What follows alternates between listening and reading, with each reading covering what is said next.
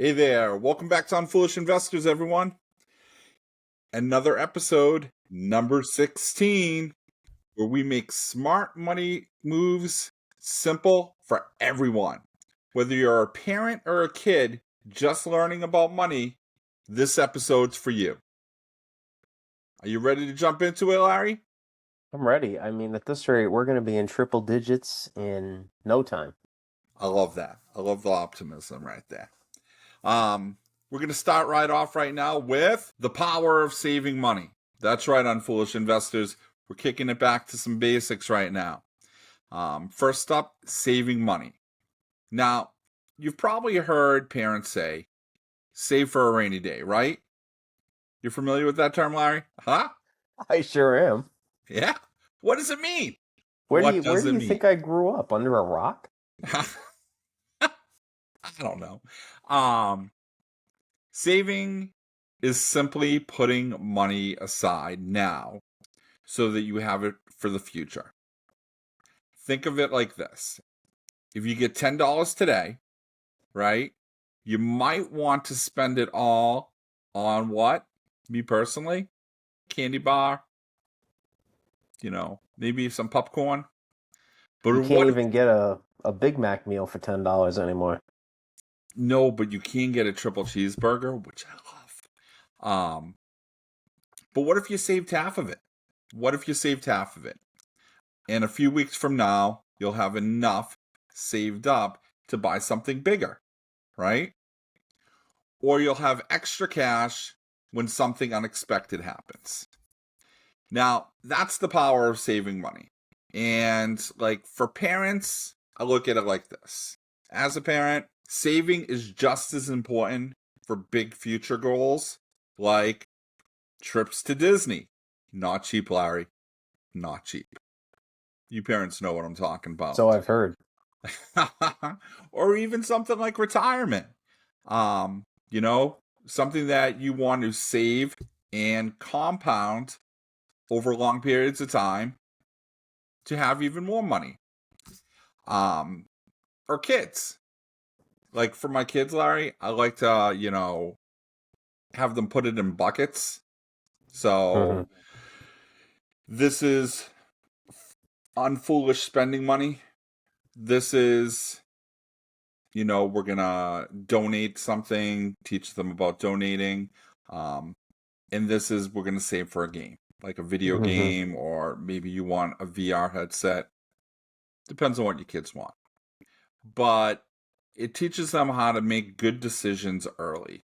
And maybe it's that game or something else.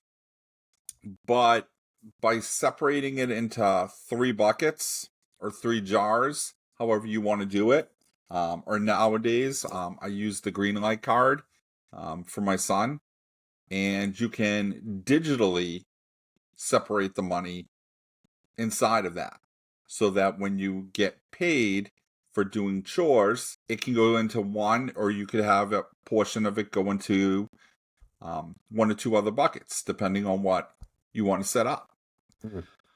Do you have any neat tricks or tips for all our unfoolish investors or the parents or even the kids for this episode that might help them with saving money? Yeah, I mean, I think the best thing, if you're first starting out, is to start small, like you talked about, even if it's just a few bucks. Um, and B, automate the savings. So have it come out of your whatever account and have it go into another account that is kind of hidden. So like when I have money that I put into a savings account weekly, and it's an online high yield savings, and it just automatically goes in, and I kind of forget about it until I need it, or I want to move some of it into investments, or vice versa. If I take stuff out of my investments, maybe I put some in the savings. So I think that's the best place to start. Really, is to just automate it and you know, try to forget you have it.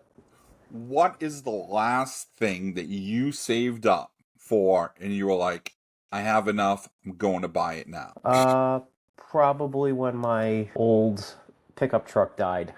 I was saving up, anticipating that it was going to die. And, I went and got another truck. Not a brand new truck because I'm not a brand new car type of person, but I bought a new to me truck, which was nice.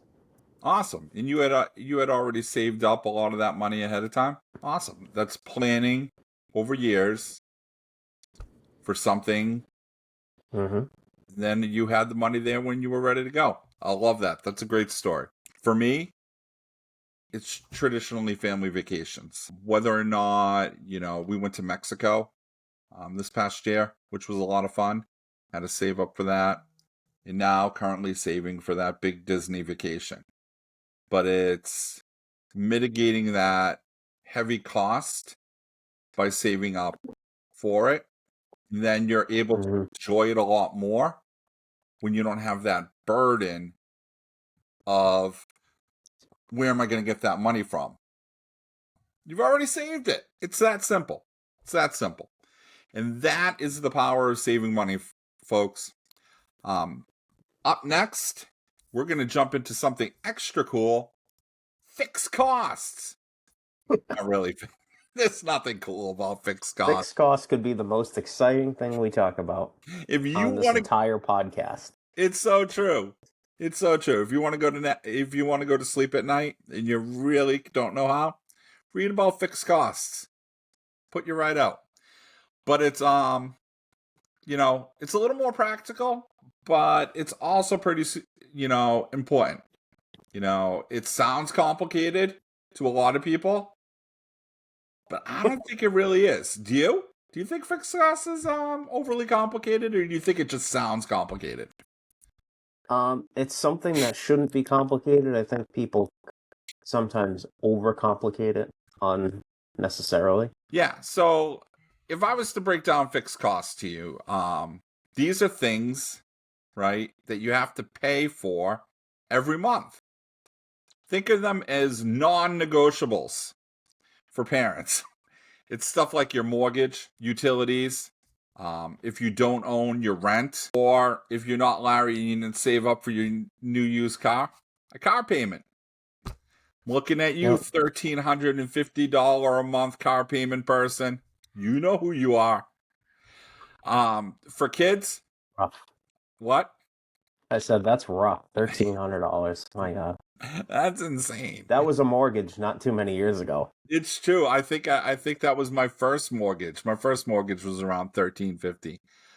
For kids, it could be a cell phone bill or maybe a monthly subscription to Fortnite that Oh, that's a nice one. it's $11.99 a month. That is a fixed cost that is coming in and hitting my son every single month that he is learning about that fixed cost. I'm fine with it if he's fine with it. He's the one earning the money through the chores to pay for it. But let's break it down. Say you got that $20 allowance, right?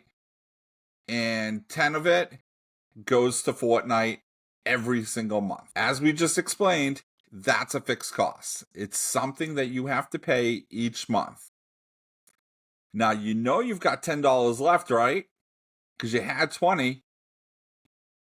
Spend that however you want or save it. So you start to compound over time. That to me is simple of a fixed cost to break it down for the kids and the parents. What are your thoughts? Yeah, I mean, I think you described fixed costs pretty well. Non-negotiables, things like rent, groceries, stuff that has to happen, or, you know, your standard of living is going to change potentially. From an investment standpoint, I would try to think of, especially when you're young or really trying to save if you're a parent, try to think of investing as a fixed cost where it's non-negotiable. I have to put this money away every month. I think automation will help with that, where if you lump it in as a fixed cost, you're more likely to stick with it and reap the rewards of long-term compounding. Is that set it and forget it mentality? Sure is. So for kids, go to your parents, ask them to set up a brokerage account in your name, right? You get $20 a month. 12 of it's going to the Fortnite subscription. There's your fixed costs. 5 of it is going to save money or invest it in maybe VOO or QQ every single month. And then you have $3 left to do whatever you want with. You can save it, you can spend it, it's yours. But, that is how you build long-term wealth while still enjoying things that you love. Like a good old-fashioned Fortnite subscription. Very old-fashioned. Very old. I think that pretty much sums it up. And I think if you're a parent, you really do understand the mortgage side of it and the car payment side of it. It's, they're coming in every month. You have to plan for them, you kind of go from there. Moving on to the next exciting slide of the night. It is the basics of investing or watering a large chia pet. Money is a chia pet. Sit back and watch it grow. But this is the fun part for us. This is where Unfoolish Investing really takes off, right? Because you saved your money, you have your fixed costs as a kid, as a parent, but you have money left over. What do you do with it? You have to invest some of it. You have to, utilizing our strategy of set it and forget it, making those payments, making those buys automatic, takes the thought out of anything else that you're doing, right? For me, that's how you make money and you grow and compound over time. Is just the set it and forget it mentality for parents, for kids. I hope you're listening. This tree is supposed to symbolize you planting a seed and it growing over time as you continue to feed it every month or water it. It gets bigger and bigger and bigger. And that's what your investments are going to continue to do. Through the years, they're going to continue to grow. Where that $5 is going to turn into $5,000, is going to turn into $50,000. Dare I say $100,000? Could be $1 million. Go see our short, $50. Turn people into a millionaire. And that is just the basics of investing. And if you're looking for how to get started, check out SoFi.com. We both use it. Both big fans. Compounding is your best friend, and the longer you compound as a child into adulthood, the more money you're going to have. What are your thoughts on investing in the early years? Or in just investing in general? I think one of the beauties of investing is it doesn't cost more to invest. Whereas if you are using money to buy things and your fixed costs go up, it's like compounding in reverse, where the more stuff you have, the more expensive things you have, the more they generally cost to maintain. And it's kind of a compounding effect where things become more and more expensive, kind of like inflation. Investing, you put the money in over years and you watch it grow. It doesn't cost more to grow that money. You just keep putting in the same amount over and over. And, maybe if, you're a kid growing up, you have more money to put in as you get older, and then, you get a job out of school. You have more money to put in maybe, and you just watch it compound. Yeah. How enjoyable is watching your money compound over decades, especially when you don't need it, and you can just continue to watch it grow until a time when you do need it. It's almost like you're, as a kid, saving for that brand new Z06 Corvette that your 5-year-old can't drive nor comprehend because it's 160, 170,000. But your 30-year-old self is like, I'm going to have that money. I'm just going to start early to save for it. Or maybe you buy something more, you know, but Something more practical. something more practical. But if you're doing okay, get yourself the Corvette. Um, get I your think that's a good balance, though, to treat yourself. It's not all about, you have to strike a balance that you're okay with, um, between the spending, the saving, and the investing. Yeah, I'd agree with that because I think that that's goes into the mentality of as you watch your stocks continue to grow and grow, don't be afraid to take a little money off the top.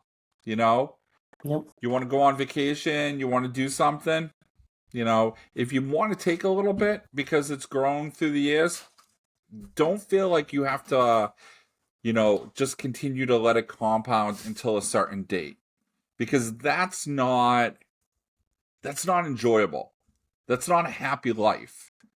Like you could, because you don't know what's going to happen around the corner, and it's kind of like I have this mentality, Larry, when I go on vacation, that I try not to look at the price of things if I'm going to enjoy the experience because I don't know if I'm going to make it back to that particular moment, right?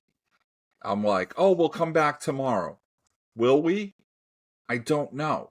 Like, tomorrow's a different day on the vacation. Am I going to make it back yet, even if I say I'm going to? I'm going to do it at this moment. And I'm going to figure it out after the fact because I don't want to lose this experience with my significant other, with my family, with whomever I'm with at that particular time. And that's where I'm like, enjoy your money. Continue to watch it grow, invest, but don't be afraid to enjoy it. Yeah. Yeah, I would agree with that. I think, everyone has their own tolerance, their own preferences, and you know, I think everyone needs to make that decision for themselves, and 100. strike that healthy balance for them. Yeah. Yeah, cuz everybody's happy life is different, Yep. and find what makes you happy and you'll be in a good place. And we're going to build on that investing part, Larry. And we're going to go to everybody's, maybe it's not everybody's, two top favorite investing options. The Roth 401k versus the traditional 401k. And I just want to thank the image for getting the arrow that Larry pointed out on the traditional 401k, going the wrong direction. It's supposed to be going the other direction. I just didn't Yeah. fix 2 seconds before we started recording. Yes, yes. And, for me, a Roth or a traditional 401k, this is where saving and investing come together, right? A 401k, if you're not aware, is a savings account specifically for retirement. You put your money into it now, it grows over time, and when you retire, you can use it to live your happy life. But here's the catch. There are two main types. The Roth 401k and the traditional 401k. Larry, can you explain us the two differences? Yeah. So, to boil it down as simple as I can, traditional 401k will be taken out of your paycheck before any taxes or deductions come out. A Roth will be deducted after. It'll be taken out of your paycheck after all the deductions get taken out.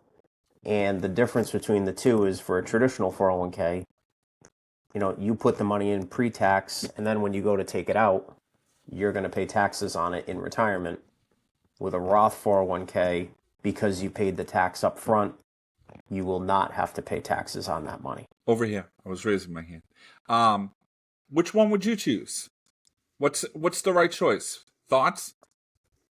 So my personal decision is I do Roth everything. I don't see how taxes can stay at these levels. I think the country is, obviously this is a U.S. centric episode where I think we have a huge fiscal problem, and I don't think we can spend our way out of it. I think we're going to have to start paying more in taxes, even if it's not today. So I am anticipating that the tax burden is going to be larger in, 25, 30 years when I'm retiring. So I'd rather pay the lower taxes now. That's a great view. I don't hear many people talk about that particular angle. I hear a lot more of if you're young and you expect to make more money down the road, go the Roth because it'll be a better option since you're paying taxes while your income is currently lower versus, but I guess like either way, I look at both options as preparing yourself for the future. Yeah, and to talk about 401ks for another second, I think just from a savings standpoint, if you're fortunate enough to work for a company that matches your contributions, please at least contribute whatever your company is matching. It's literally free money that if you don't contribute to the 401k up to that amount, you're throwing money away. So if your company matches 5% and you're only putting in 3%, please put in the 5. That's free money. You can double your money. Do what you can to contribute at least that amount. Yeah, and just to add to that, because spot on with that comment. The other view that I like to share with people is every year when you go for your, review, should you get a raise, immediately take a percentage of that raise and put it into your 401k before you receive that paycheck the first time. And the mentality is you've already lived without that money, continue to live without a percentage more of that money. And if you get a 4% raise, maybe you put in 2% and you give yourself 2%. If you get a 3% raise, maybe you give yourself 1%. Do what you feel like is comfortable. But by doing that in that manner, if you start off at a younger age only putting in 5 or 6%, then the next year you're putting in 7, and then 8, and then 9, and then 10, and so on. And if you continue to stay with that company or you move, you just have to remember where you were. And before long, you're going to be a 35-year-old with a maxed out 401k contribution that is just going to send your 401k to the next level. Yeah, I couldn't agree more. I love the comment.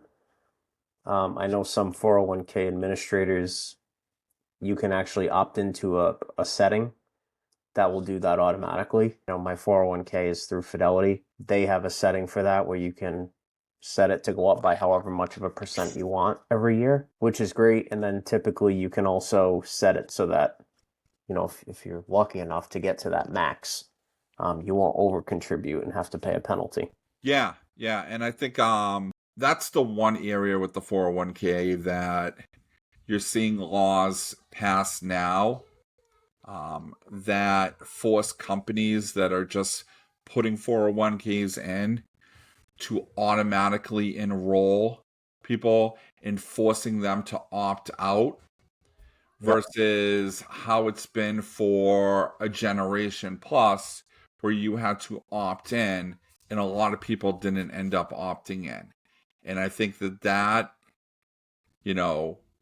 having to go that extra mile will do a lot more to get a lot more people set up for their future, which, is the whole point of the 401k. With that said, let's wrap with what we've learned today, shall we? Love it. Saving is all about putting money aside today so you can have more tomorrow. Compounding. Know your fixed costs so you understand how much money you need each month and how much money you can save or invest, whether you're a parent, whether you're a child. Parents, if your kid does not have a brokerage account under your name, get one set up today under SoFi. Don't wait. Don't waste these years. Investing is like planting the chia pet tree. Start early, be patient, and watch it grow over time. And finally, when it comes to 401ks, I think we realize that decide whether you want to pay taxes now or later. And I do like your view that paying now because taxes later are more than likely going to be significantly higher based on where you're going to be financially. Yep. I just Yeah, want to reiterate, parents, get your kids a brokerage account set up under your name, right? Get them dripping in. Save that $5 a week, a month. Like, do that now. Those 20, 30 years of compounding, starting at this early age, you're not going to regret it. You're not going to regret it. Anything else? And to your point, to your point about you mentioned it during your talk about vacations and not having, you want to enjoy the moment. Like, you can't get the time back. So you're not going to regret contributing now. You're going to regret not contributing 20 years from now. You're going to look back and say, oh, I could have done without $50 a month or something like that. It's so true. And I think that that's the little part that I want all the parents, all the kids to understand is, you don't have to go without just by putting a little aside. Yeah. It will grow. It will grow. And you'll be amazed at how quickly it does. And for that, I feel like that's it for today. I want to appreciate everybody for tuning in to Unfoolish Investing. If you want to send Larry or I an email, it's unfoolishinvesting@gmail.com.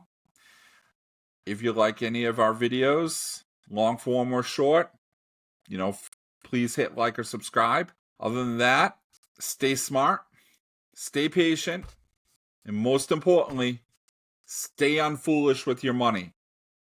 Until next time. Thanks, everyone.